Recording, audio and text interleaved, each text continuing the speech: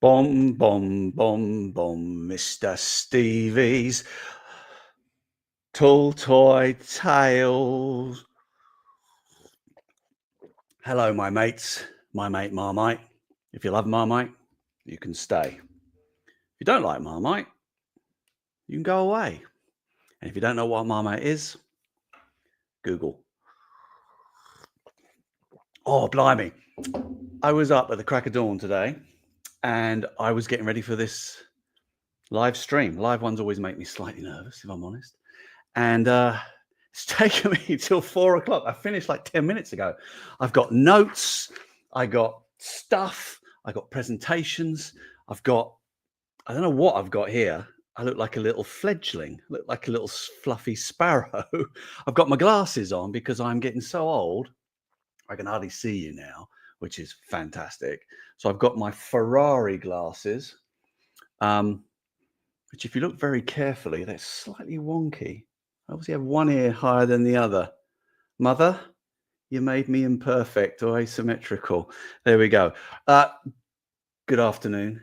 Good evening to my UK friends. And if you're further east than that, why aren't you in bed? Go to bed. It's live, but it will be recorded and you can watch it later. Who have we got here? We got a load of people here. That's pretty good. Look at that. Eric, don't hold your breath, mate. This is a private show. This is not in a work capacity. There will be plenty, I promise, plenty of news to come soon from more official channels other than Mr. Stevie's Toy Tales. But hello there. Oh, look at that. Hello there. Hello there. Hello there. How are we doing? My God, there's so many of you. Oh my God. Hello. Hello, July through November. Whatever that means. Paul. Don't know. You selling me a Mazda? Maybe you are. I don't know. Look at this, Kurt. You checking in from the beach? Are you really? Or are you in, like I am, a sort of windswept, damp hellhole that is supposedly spring? But there we go. Anyway, right. What are we going to do today? All right. 375 to scale. It's an interesting scale. We're going to examine the history of it, of that scale, where it came from.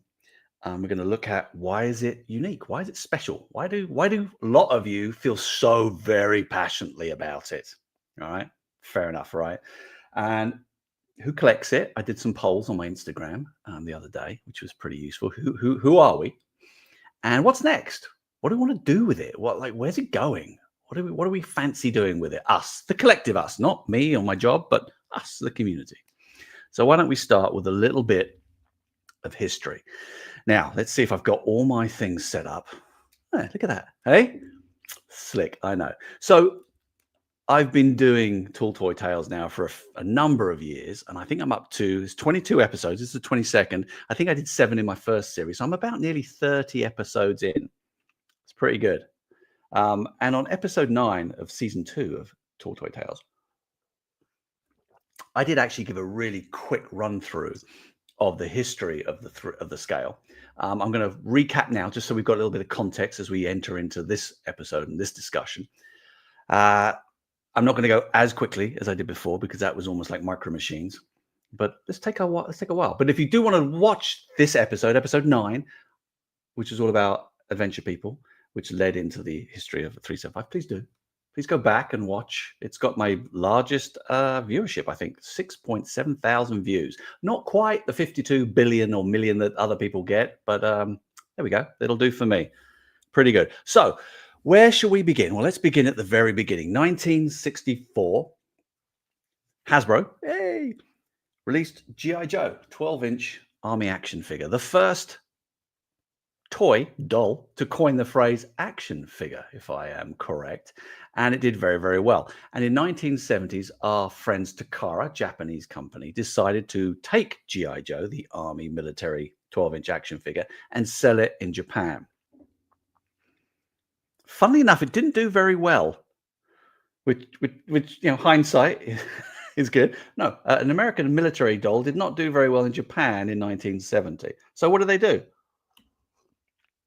They were very clever, our friends at Takara. They took the figure, used a lot of the molding, kept the size, and they created this new brand called Henshin Cyborg, which is essentially, if you can see that, let me come back over here. Let me come back so you can see that a little bit more, which is effectively a sort of like cybernetic, translucent, vac metal, weird things that you could then attach guns and blasters and stuff to. And it was typically wild and wacky for Takara, our Japanese friends, and it did brilliantly. All right, 1972, they did that. Absolutely fabulous. But then disaster struck in the early 70s. I think it was about 1972, 73. There was a massive worldwide oil crisis. The price of oil, crude, went really, really high. And what happens when crude oil goes really, really high? The cost of things that use crude oil to be made goes up as well. Guess what is used? Guess what is constructed with crude oil? Plastic. These 12-inch figures started getting a little expensive to make. So what did Takara do? Well, they very simply said, we like the idea of Henshin Cyborg, but you know what? We're just gonna, got one here, shrink it down to a size about this big. So it's more affordable. You know what that size was? He's so loose, I can't even hold him up and he's falling apart. Yeah, that was 3.75. That was in 1973. Now, Microman, rebranded, wasn't Henshin Cyborg anymore. Microman was small enough to be manufactured more economically. And they discovered that because of its size, we could make vehicles for it at a good price. You could make play sets and you could start building out this world of Microman. Hey, this scale is really good. So a lot of people think that this scale was invented either by Kenner or by G.I. Joe or even by other people, adventure people, Mego, etc. It wasn't. If my sources are correct and my research is correct, Microman was the first iteration of the 375 scale action figure because of gasoline, because of crude oil, and because of G.I. Joe. So that was in Japan. This is all going on in Japan. In America, we were still dealing with larger figures. You know, Mego had their 8-inch figures and things like that. And then our friends at Mego did a deal with Takara where they would be able to license out the Microman molds and rebrand it for the West. And they rebranded it, as we all know, Micronauts. And that was in 1976. So they brought all the molds over. So in the West, you thought, oh, the first 3 3/4-inch figures for the West, for the US market, was Microman, right? Was Micronauts, because Microman was the first one in 1973. It wasn't. Somehow, and I don't know how, and I'd love to know more about this, Adventure People from Fisher-Price, our friends at Mattel, came out in 1975, and they were approximately the same height, this magical 3.75 scale. Now, I don't know how they both arrived at this scale at the same time. Now, you've got to remember that in 1974, checking my notes, yes, 1974 was the first ever Hong Kong Toy Fair. Now, the Toy Fair, unlike San Diego Comic-Con or all those things, is a trade-only, back then, event where people from toy companies would get together. They'd meet up with vendors and manufacturers and retailers, and they would show their wares for the year, and they would give sneak peeks, and you would see what's coming out, and people can take orders and all that kind of stuff. So what happened in 1974? Was Takara presenting or showcasing at this place? Did someone from Fisher-Price see it? Did they go, oh, that's a cool scale, we could do something with that, I really like what they're doing there? You know, nothing is new in industries, very rarely. I don't know, and I'm not here to say what happened or what didn't happen. I don't know, but all I do know is that Fisher-Price came out with Adventure People in 75 at that scale, and Mego brought out Micronauts in 1976. Now, from there, you know, Mego expanded into their Pocket Superheroes and their, what was the one before that? Pocket Superheroes, the ones with straight legs, and darn it, what was it called? Something like, just like Superheroes or something like that. I can't remember, but the little bendy legs are the weird ones. So they were like 1976, and in 1979, I think Pocket Superheroes, Adventure People. But that scale just suddenly kind of took off, and everyone was doing it. Mego, I would say, kind of pioneered the way with a lot of their, they did Dukes of Hazzard, they did Star Trek, Buck Rogers in 79. They also did Black Hole, which was, when was that, 80, I want to say. Indiana Jones did it in the late 82. Kenner, Tomy, obviously, with, again, in 82 with Tron. That scale was just pervasive everywhere. It was the scale of the early 80s, late 70s, early 80s. G.I. Joe, huge proponent of the 3.75 with the special O-ring. Amigo did the O-ring as well in their stuff, but like G.I. Joe really blew it out from Hasbro. But I think it's undeniable that while 3.75 was not invented by this company or this property, I think the popularity of Star Wars and the use of that scale, knowing that the property and the story and the movie itself had a multitude, you've never seen so many different ships. The ships are characters in this property, right? That we cannot deny. The Falcon is as much a character as Ben Kenobi. So Kenner really set the world ablaze with its popularity with the Star Wars and the 3.75. So I do not blame you if you think that Star Wars was the first iteration of the 3.75-inch scale. It really brought it and hammered it home in the histories of toys, but it was not. It was Microman from our friends at Takara. But Star Wars undeniably is 3.75, and it is 3.75 today. You know, Kenner back in 70s and 80s has evolved through many different iterations, from 5-point articulations through to today, where the main proponent of 3.75 of this scale is, I would suggest, undoubtedly vintage collection.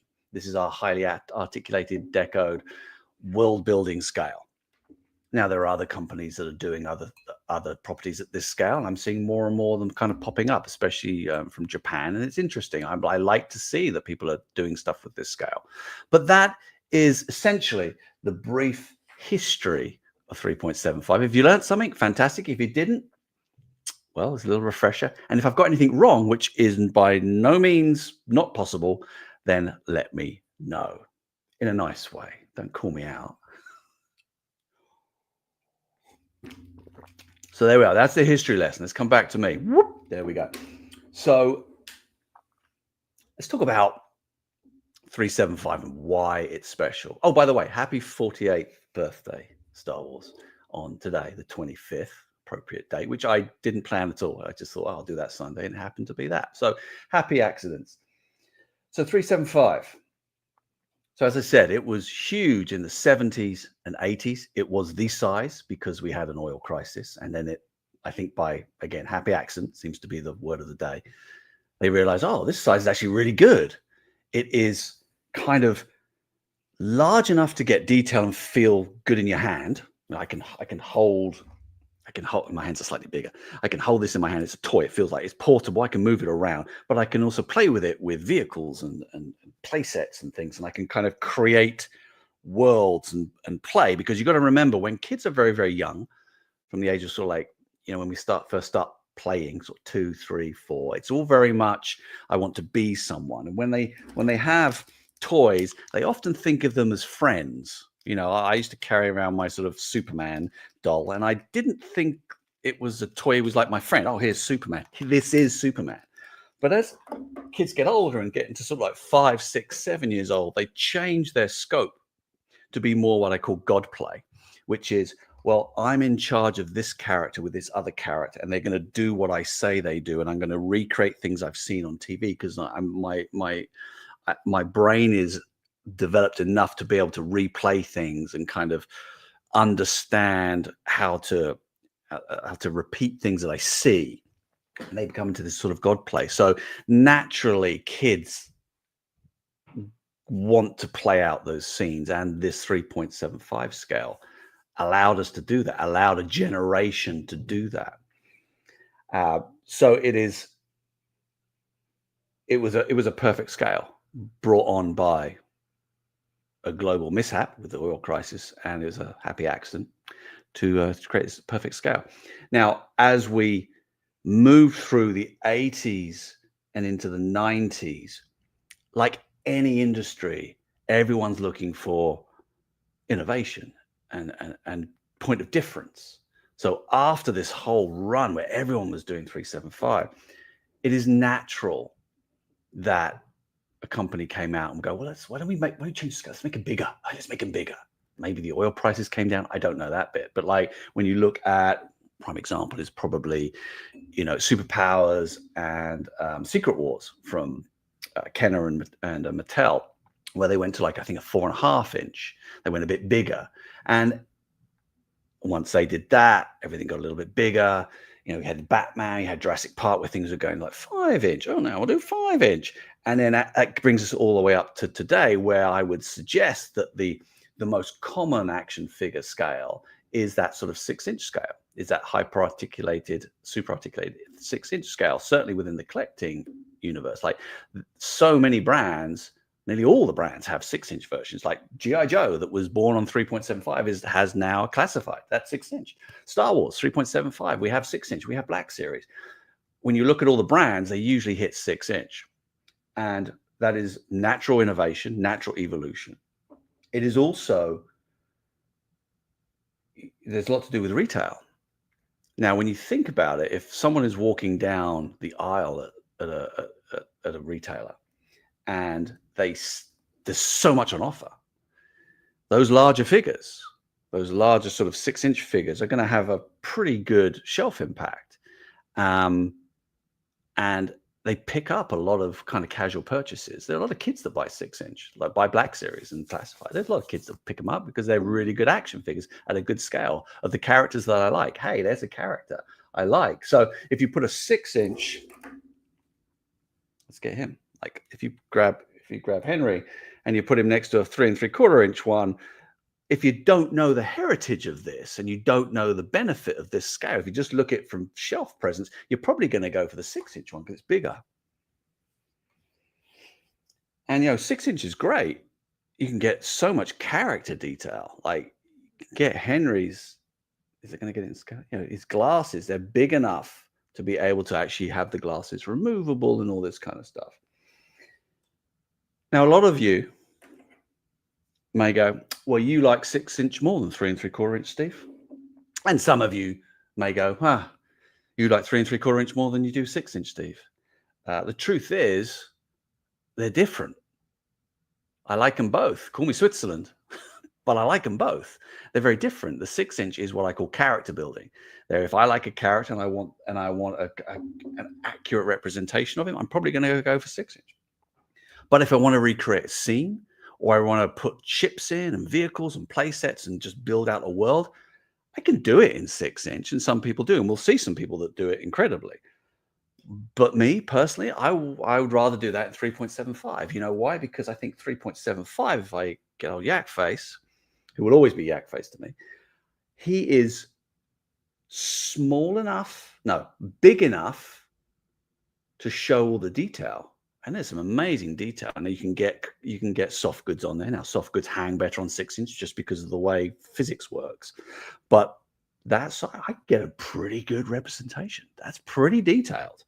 But he's small enough to be able to stand on that barge over there. Imagine that barge if that was a 6-inch scale. It'd be huge. You'd have the flag, right? Almost. Probably bigger. Actually, way bigger. So they're different. 6-inch for me, and this is my own personal opinion. All right, you may have a different opinion. We'll get to your opinions in a minute, and I'll be glad to kind of share them with everybody. 6-inch for me is character building. 3 3/4 inch is world building, and I don't prefer any one than the other. They're different. They're different. Now, 6-inch benefits from having unsaid qualities and benefits when walking down an aisle and seeing it. It's bigger. Right? I see it first because it's bigger, and I want to buy it because it's bigger. 3 3/4 inch needs a little bit of explaining. Now, the thing I am really encouraged about is there is a community, a very passionate community. I'm looking at you all now, you, and you, super passionate about this. The key is to explain what makes this special. Explain how 3 3/4 inch, forget the heritage almost. Forget what it is and where it's come from, what it means to you and the legacy. Because people that don't know that may not care about that. But the fact that this can be displayed and played for worlds and recreate scenes is what makes this special. That's what drives me personally, because I can bring in new collectors into this. So that's kind of what I feel about 375. And as I said, it's big enough to be able to still have detail. I kind of want to show you some things here. Let me just kind of go to here, and I'm going to go to here. I wanted to share this with you from. I don't even want to be on the screen because I don't want to get in the way of these beautiful photos, toy pics. Now, there's a whole other community out there of toy photographers. You know who you are, and you know how much I respect you and admire your profession.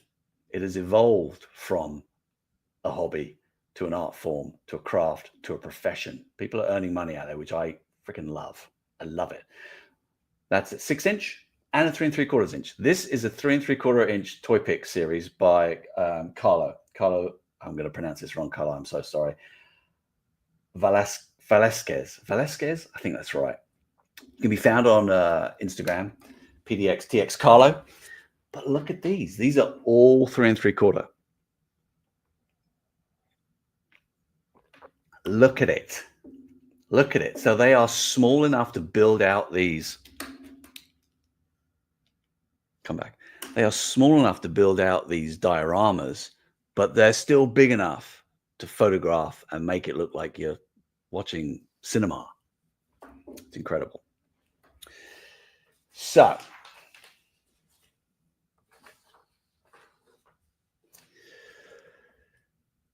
next stage. Let me have a little look. I'm seeing you in the corner of my eye flicking down. Oh my goodness, look at all these comments. Let's just pick one randomly. Oh my goodness me. It's Paul. Okay. Well, it's always good to aspire to something, Paul. You should always have something to work towards. I love it. Micronauts. I didn't have any Micronauts. I didn't see them much in England. I don't know whether anyone in the UK is on, but I don't remember seeing them. What's this one? This one here. 4 to 5 inch used to annoy me because they looked odd next to my 375 stuff. Yeah, it's weird. When I do, so here's the odd thing. As adults, we look back and we can see variations in size.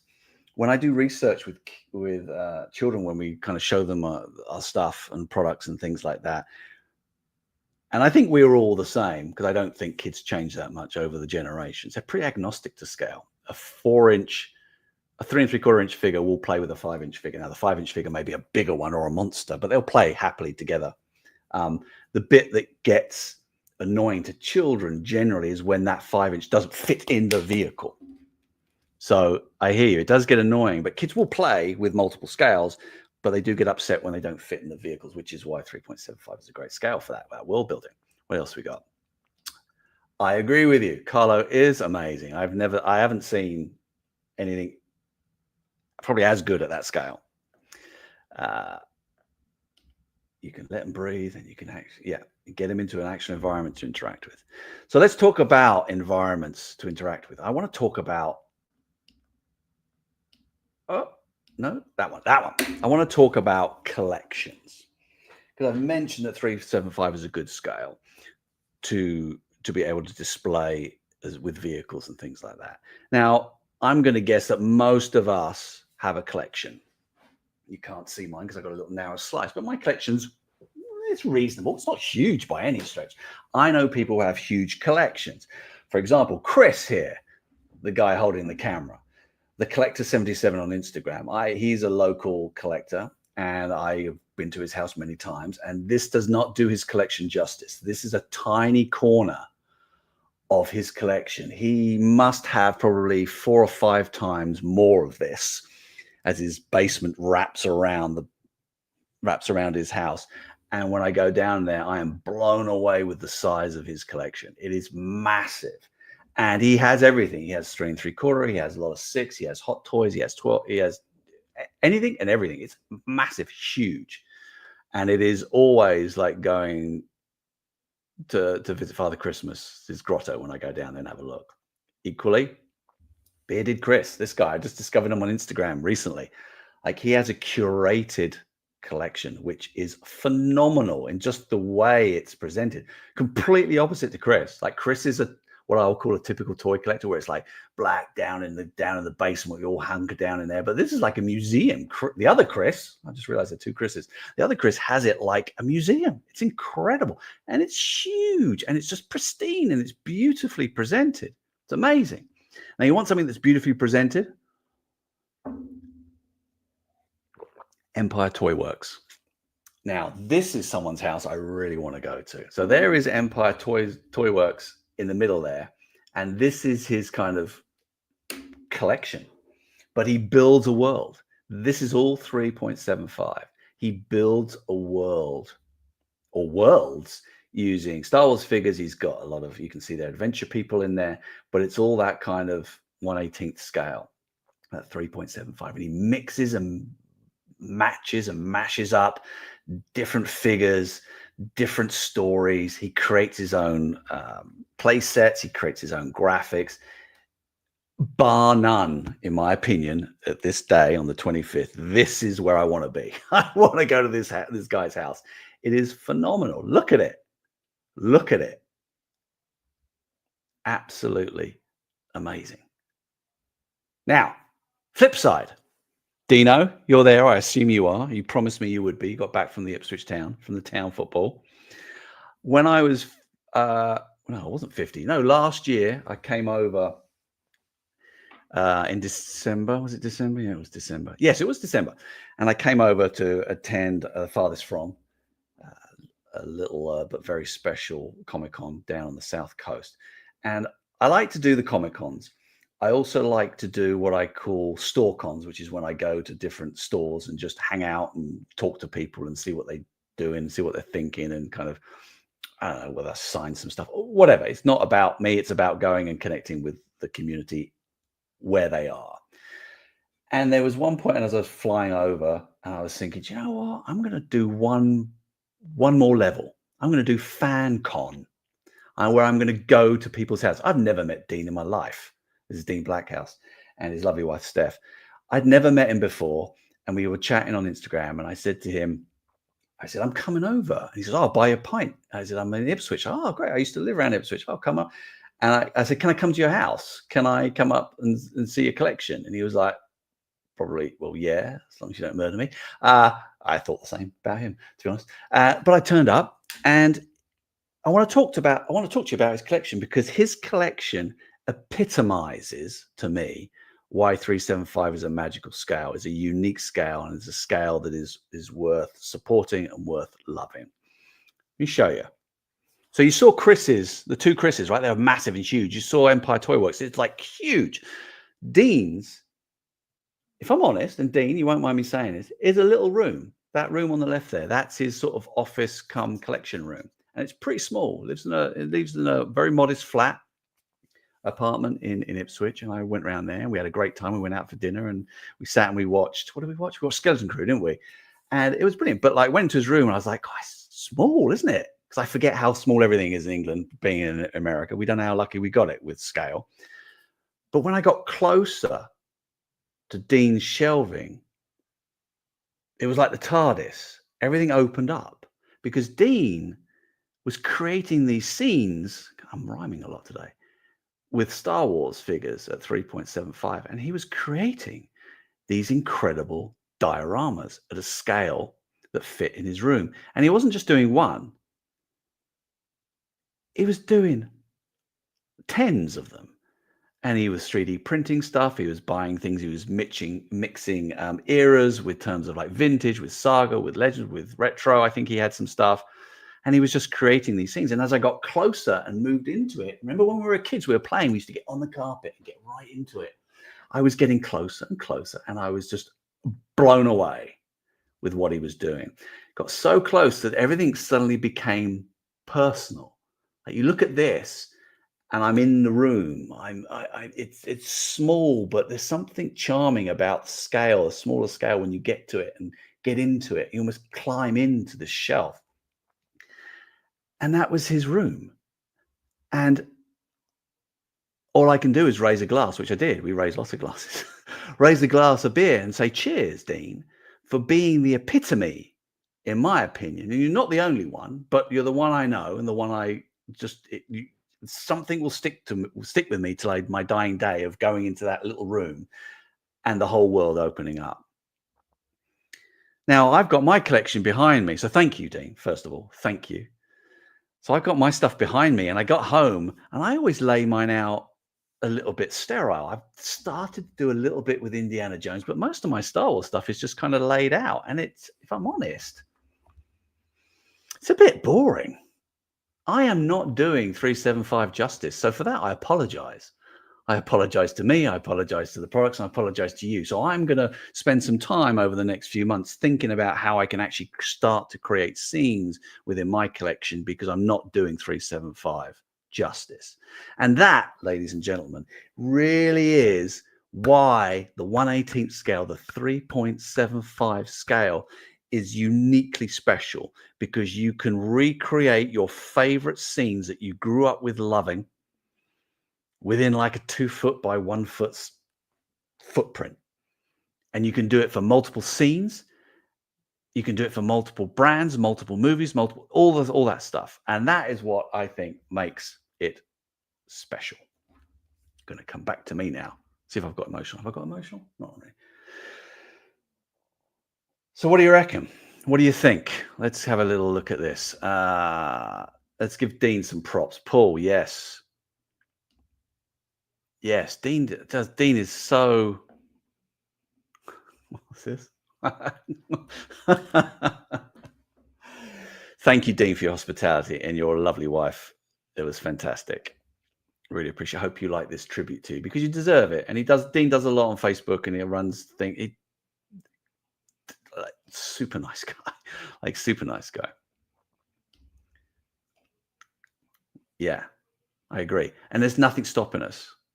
I know things are difficult at the moment. I know things are expensive, and it's all bit kind of weird. But like, my God, get some joy out of doing all of this and kind of creating and curating. I mean, I'm sure we all enjoy curating our collections, right? I get incredible satisfaction coming down and moving things around. I cannot wait to be like Dean and start redoing and rejigging mine. I kind of do it. You can see there with my this way with my Sesame Street. I'm starting to build things like that. But there we go. Yeah, agree.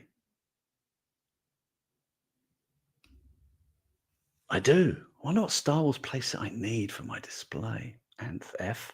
Don't know. Can't think of one.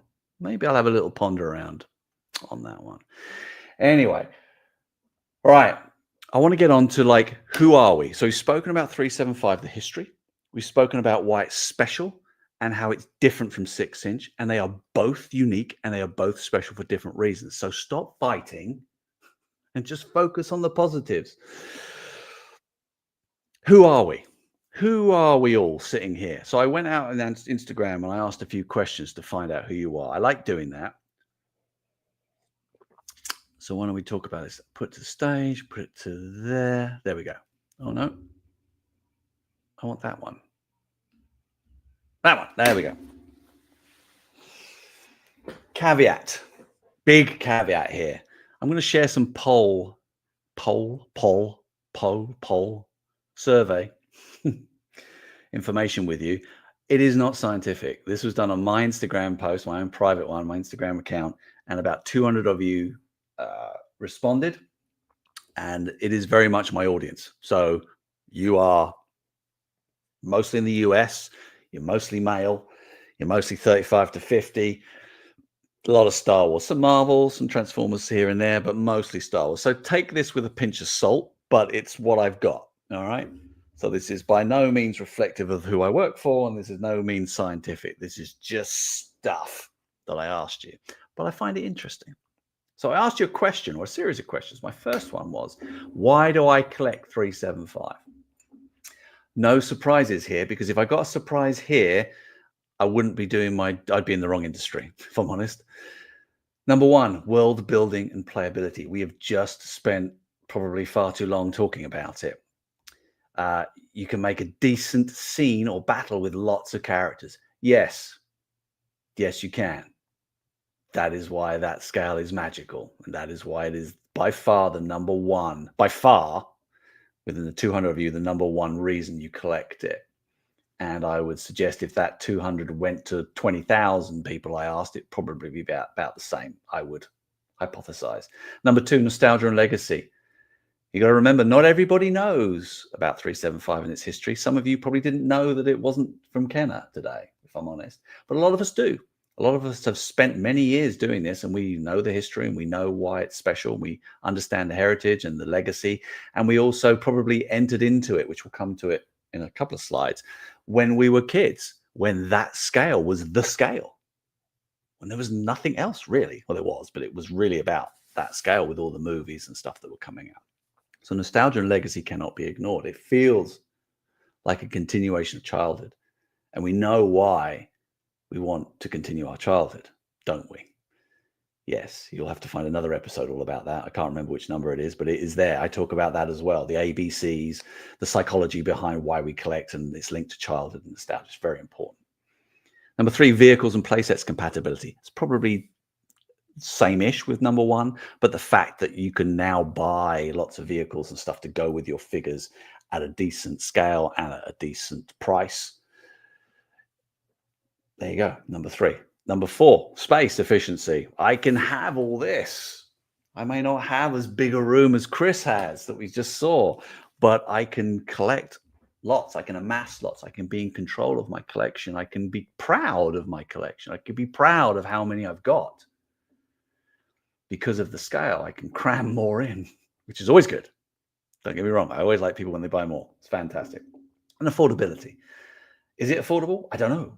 It's interesting because here's an interesting thing. I tell people a lot. A lot of people say, well, why is it so expensive? It's so small. It's like, yeah, but you got to remember that it's no great secret that labor costs have gone up. So me attaching a bottom leg to a top leg, if I'm working in a vendor and I'm clicking it together, that action, that labor action, is the same effectively for something that big as it is for something this big. So the fact that it's size doesn't make that much difference. It does in terms of packaging and shipping costs and putting it into containers and things, yes, but the actual construction of the actual thing, the number of points of articulation and deco and stuff like that, it's kind of similar, kind of. Again, not scientific, but general affordability is more affordable because it's smaller and you can do more with it, especially when you get into vehicles. Yeah. Imagine, we all know how much the barge cost when it originally came out. Imagine if that was a 6-inch scale one, how much that would cost. It'd be massive. So there are your top 5 reasons why you collect the scale: world building, nostalgia, compatibility, space, and affordability. And remember, if you can't put Han and Chewie in the Millennium Falcon, then what's even the point? I don't know who said it, but very wise words. Very, very wise words. So that's the reasons why. My next question was a 2-part question. It was, all right, what did you start with? Where did you get into the scale? Where did you come from? Where does it come from? Again, no big, someone's ringing on my phone. Let me just, it's live. No, I'm not going to answer that. We'll just end that. So where did you get into it? When? So number one, again, no big surprises here. But it's always nice to get corroboration, I think, and clarification and confirmation. That's the word, confirmation. I knew it began with a C.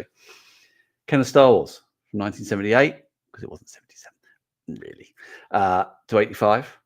You know, a lot of you started with that scale. Then some of you came in with Star Wars, some of you came in with Empire, some came in with Jedi, some of you even came in with Power of the Force, which is interesting. And then number 2, Power of the Force 2. So those slightly younger generation than me in 95, when they came out, for a lot of us, it was like, it's back. But for a lot of you, it was, what's this? Star Wars, my gosh. Then the ultimate hype machine. Number 3, episode 1, when Phantom Menace came out in 99. The reason I joined Hasbro was to get free Phantom Menace stuff. I joined in 99, and that was a starting point for a lot of you. You know, a lot of you now in your disposable income years. And then the Clone Wars in 2008. My son, Sam, he's 21. He was mad into the Clone Wars when he was little. He loved it. And then number 5 was a kind of a mixture. There was sort of like a tie, I guess you would call it, of Joe in 82. There's some saga stuff, which was interesting, like 02, where there was like, you know, there were movies, of course, but, you know, that sort of saga and the legacy started I'm not speaking right. Oh, the early descendants or ancestors, I should say, of the TVC, and then obviously in TVC when it came out in 2010. I love you there. And then, how old were you when you started? Most of us were about between 4 and 7. Most of us who are collecting now started when we were playing with them. Now we're displaying them. We started when we were playing them. That seems to be a very solid kind of constant in all my research, whether it's official research or anecdotal research or just talking to people at cons, store cons, and fan cons. When did you start? Most of us that are still doing it now started when we were young. We just didn't suddenly at 25 go, oh, I'm going to collect. Most of us play with it as kids. Again, not a surprise. So most of the people in this poll now are 40 to 50. So they started around with that Kenner, that original trilogy. Next is the 30 to 40-year-olds. Start with Power of the Force 2, maybe a bit of prequels going on. And then the smaller amount is, it's that sort of Clone Wars era when they're sort of like Mum Sam's age now, sort of 20 to 30. They're starting to kind of collect. Have I got any notes? Did I have a note on this? No, I didn't. Sorry, I'm just looking down here. So again, no big surprise. I don't think any of you are going to go, oh my God, I never knew. But it's, again, I'm just clarifying stuff and it's all very interesting to me. Then the last question I asked you about 375, knowing that Star Wars is probably the biggest line in that scale at the moment, is like, what else? What else would you, if you love this scale so much and you know its virtues, and you know why it's special, what else would you like to collect at 375 the scale? Now, some of these are not surprising, and some of them are. Remember, there's 200 people, so it's not a massive range. But these were your top 10 brands, properties, IPs, whatever you want to call them, that you would really like to see in 375. Indiana Jones, top. I know we've had a 375 line, so that's already kind of in existence, or certainly in the past. But that's still very much forefront with a lot of you. Like that. That's what I want to see more of. Lord of the Rings. Gosh, I'm not surprised at that, especially with the sort of like detail. I look at Yak Face there. That sort of the detail you get with that would look great in Lord of the Rings. Marvel, I know we had it a number of years ago. That's what Marvel Universe, but you want that back. GI Joe, I put little asterisks on here because I'm like asking, do you want GI Joe O-rings back, or do you want like GI Joe like vintage, sort of more detailed? I know they've had both, but that was a question. James Bond, Doctor Who. Obviously, I've got a lot of British people out there making comments. I was surprised at that one. James Bond, Doctor Who, sort of like similarish kind of level of response. Battlestar Galactica. I'm like, oh, do you mean the original, or do you mean like the new one? And I'm going to say the new one. It probably was 20 years ago now, was it? Someone tell me. Someone tell me when Battlestar Galactica was revamped and kind of came back out again. Give me the dates on that in the chat there, because I can't remember. It's going to be a long time ago. I'm going to feel depressed. Harry Potter, again, very similar to Lord of the Rings. I think that scale could be really cool. Imagine a Hogwarts, would be amazing. Ghostbusters, again, do you mean, because we did Ghostbusters O-rings recently, we released one. Do you mean O-rings, or do you mean kind of high definition, the vintage look? But Ghostbusters is still very popular. We've done 6-inch ones, we've done some 3 and 3/4 inch, but by all accounts, some of you want that. Aliens, those sort of like those key 80s movies, with vehicles and, big aliens, alien queens and things like that. Really, really cool. And Pirates of the Caribbean, that's quite a new one. I say, again, I was going to say new. It probably wasn't. When was the first Pirates out? Was that 2003? Something like that? Oh my God, I'm getting old so quick. But anyway, there are the top 10 that you say, yeah, we'd like some 375. So it is potentially more than Star Wars. That'd be really, really fun. So what else do we got here? Ghostbusters O-rings were fantastic. Battlestar Galactica, oh, here you go. It was 2004, 2009. It was 20 years ago. 15, 20 years ago. Oh my goodness me. It's oh yeah, there is. Yes. Is it character options that do that? I can't remember the brand. I don't know if it's high articulation, but that's kind of interesting. Starship Troopers. Going to depress myself and tell us how old that was as well. That's probably quite a while ago. What else we got here? What other suggestions? Suggestions here. What's this one? We need Tron Legacy, Tron Ares 3.75. Oh, yeah. Tron, yeah. New Ares movie coming out. When's that? October? I want to say October, something like that. So that's interesting. You need some G.I. Joe O-rings. So anyway. Oh, yeah. Haya makes some great alien stuff. Yeah. So there we go. So that's the sort of the polls there. So let's come back. So I think we're near the end now. 45 minutes. That's pretty good. I'm near the end of my cup of Marmite tea. There is no Marmite in the tea, by the way. So I guess the question is, what do we do next? And when I say we, I mean we, the community, not me where I work. You know, I know what we're going to do next. You know, I'm planning it out, but like, it's a combination. It's a relationship. It is a community of which we're a corporate member, and I hope to be a welcomed corporate member. You know, that's important to me, how we act within the community. But it's like, what do we want to do? Where do we want to go? How do we as a community broadcast and share and welcome collectors into this unique scale? How do we promote it in a way that's, look what this can do?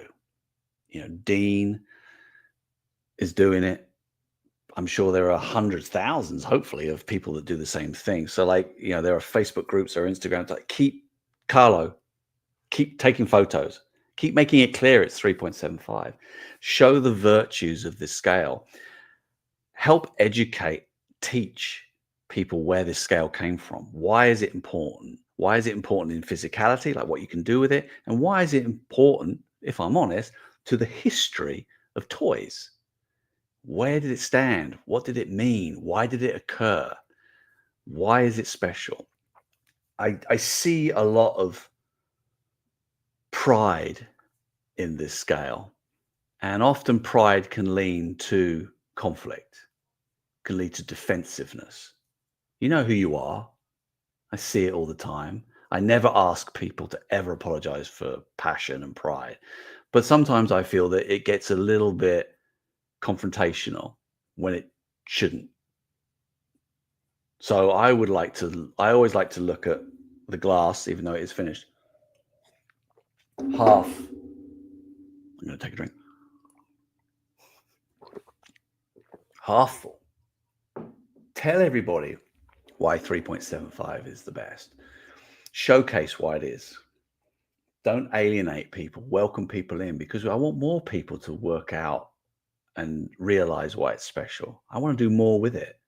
I'd love to do more stuff with it, because it is an incredible scale, and it is ultimately, in my mind, the most important thing. It is a unique scale. Remember, it is large enough to show detail, large enough to have articulation, but small enough to put creatures, vehicles, playsets, to build scenes, to build worlds in any space, in any country, with any amount of room. You don't have to have a huge mansion to do it. And that is, ladies and gentlemen, my pitch for I don't know why I'm pitching it. You're all converts anyway. But that's what I feel about 375, if I'm honest. I hope you agree with it. And if you don't agree with it, that's totally fine as well. Let me know. I'm going to go to some of the comments here and see what people are saying. Ron, keep things positive. There you are. 44D2. 44D2, the golfing droid, believes Adventure People is the best toy line ever. It is right up there. I tell you, I can't argue with it. I can't argue with it. What's this here? This is Ryan. We should just enjoy each other's collections, regardless of scales. We just all love what we love, and it's so much better to see people enjoy something than hating it. I agree. Here.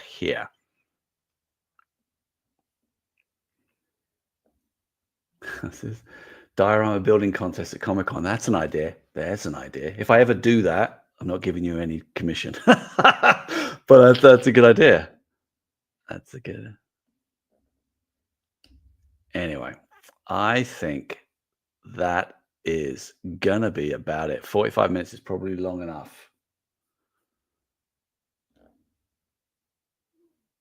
Oh, hang on. Wait, hang on. What's this? What is this? What is this? Scott, no. No, no, no. I'm not going to tell you any of the numbers. Obviously, I'm not allowed to do that. But no, it is not. It is not. I see I see uh, great horizons. Great horizons for TVC. But I need us to be ambassadors for that. All of us. I need people to be ambassadors for TVC. I need people to be ambassadors for Black Series. I need people to be TVCs for all toys at all times, because it's all about community, and the community's got to keep going. We've got to keep growing. We've got to keep inviting new members in, because other members leave or they pass away, sadly. And it's, especially when we're looking at these age groups. I've just shown you the age groups we're getting on.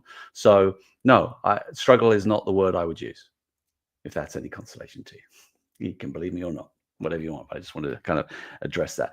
The fact that I promote it and I'm passionate about it there's no desperation. I hope there's no desperation in my voice. It should be passion in my voice, not desperation. But anyway, so no, I don't want you to walk away from this thinking that. I don't know what that means, but yeah, Scott. But thank you, Scott, for your passion. All right, that's all I got. So here ends the lesson and the 375 episode 22. I don't know when episode 23 is coming on board. I will have a strike of lightning that will come up with a good idea and I'll share it with you. But thank you for your time. Enjoy the rest of your evening. Enjoy bedtime if you're east of me. And all that's left to be said is what I always say, which I never ever mean, but I'll say it anyway. Bugger off.